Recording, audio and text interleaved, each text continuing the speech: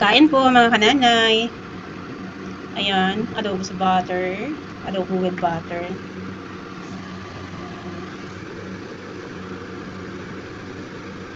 Kasi ho, malapit na kaming aalis dito. So, walang olive oil.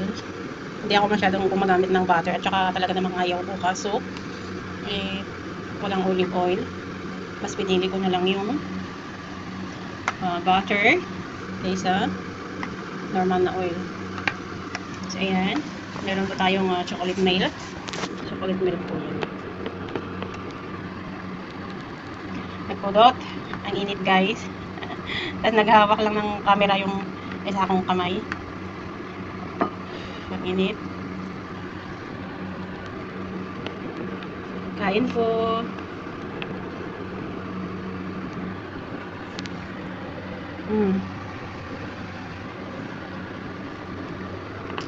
Ang sarap po niya kasi ang tubig niya is pula.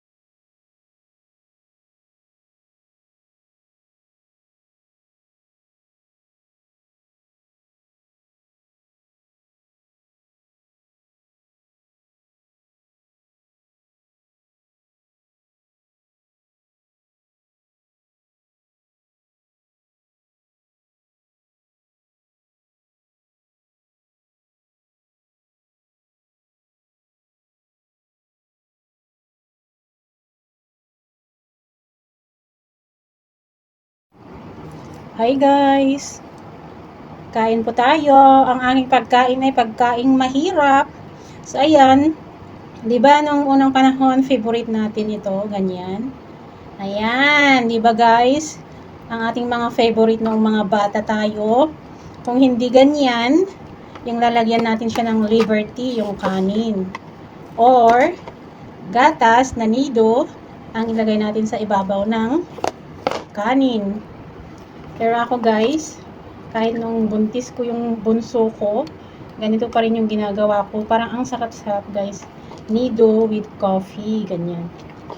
Tapos ganyan, ang sarap. Ay, sayang. Ayan. Ganyan, tapos ganyan natin. Oh, di ba? Yummy. Favorite natin 'yan nung mga bata tayo, wag kayong ano diyan. Ang sarap talaga. Ang sarap balikan ng unang panahon. Ayan.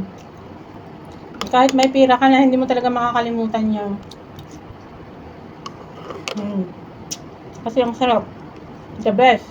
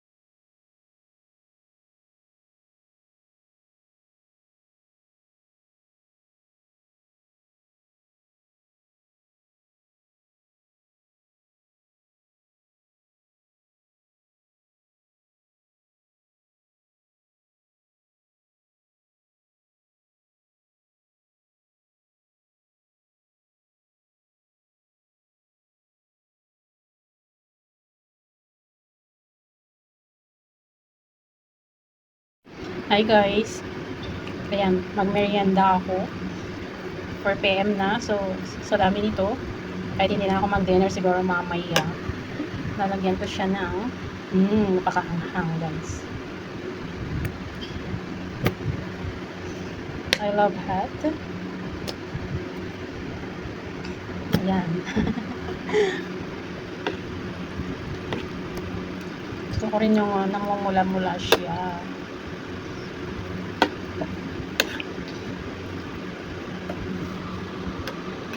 Lagyan ko siya ng gulay para mas masarap.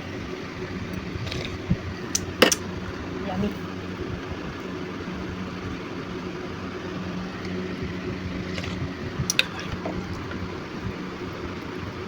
Kulang pa.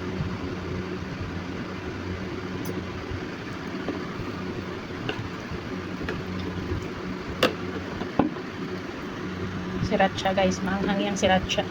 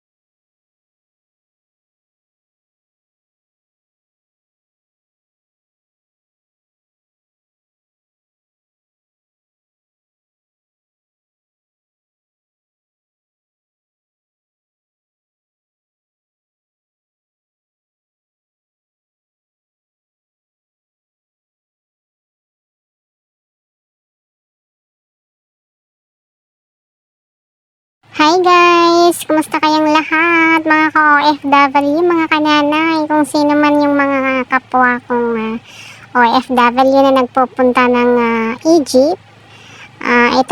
Itong sikat na restaurant na ito or bakeries na Omar's is napakasikat dito guys. Gitnahan ito ng New Cairo or Cairo and Alexandria guys. Bali 2 hours itong restaurant na ito, 2 hours bago ka makarating ng Alexandria or 2 hours bago ka makarating ng New Cairo. Napakasikat na restaurant yan guys, at dyan kami nag-stop over after 2 hours from Alexandria or after 2 hours from New Cairo para mag-snack ang aking mga grocery guys. Kasi for more than 4 hours guys, less than 5 hours from New Cairo to Alexandria guys. So ayan, sa mga nagpupunta dito guys, alam ko natadaanan niyo yan at alam niyo yan guys. So ayan, napakaganda guys, and napakaganda nga pero nakakapagod naman. Pero wala tayong magawa, ganyan ang buhay.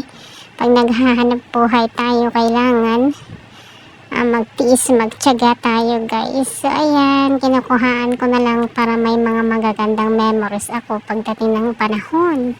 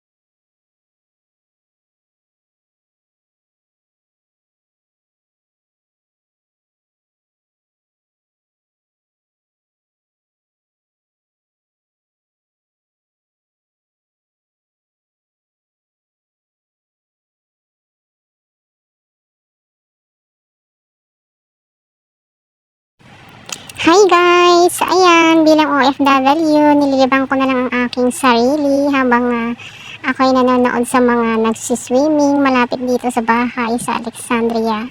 So ayan guys, overloaded sa sweet ang magjowa.